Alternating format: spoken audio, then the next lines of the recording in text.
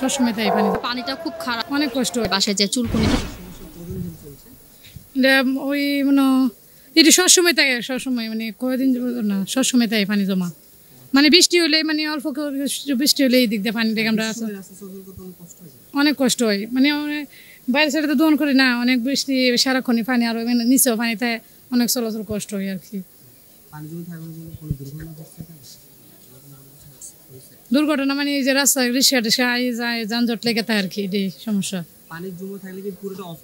Of হয়ে থাকে, মানে কোনো চলাচল আর থাকে না, এই দিক দিয়ে মানুষ যাইতে না। না না, আর আসা যাওয়া করতে না, স্কুলও বন্ধ থাকে, মানে স্কুল স্থগিত থাকে আর কি। সরকার কি বলতে চাই, সাইডের রাস্তাটা একটু ভালো উন্নত মানে করুক, আর যাতে পানি জমজমাট না থাকে, মানে সবাই স্বাভাবিক আড়াচলা করতে পারে, এটাই চাই। পদে আসতে খুব সমস্যা হয়, রাস্তার মধ্যে অনেক পানি থাকে, মানে যাওয়া আসাটা আমাদের জন্য খুবই সমস্যা হয়ে যায়।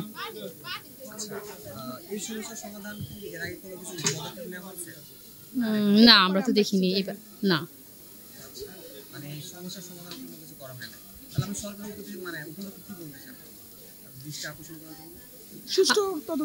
হ্যাঁ, আমাদের এই রাস্তায় পানিটা মানে দ্রুত যেন সরে যেতে পারে, এই ধরনের কোনো ব্যবস্থা যেন না হয়, কারণ আমাদের বাচ্চা নিয়ে যেতে খুব সমস্যা হয়, খুবই সমস্যা হয় আমাদের যাওয়া আসায়।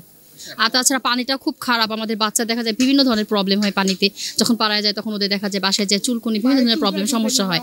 মানে দ্রুত যদি ব্যবস্থা না হয় তাহলে আমাদের আসা যাওয়ার জন্য খুব সুবিধা হয়।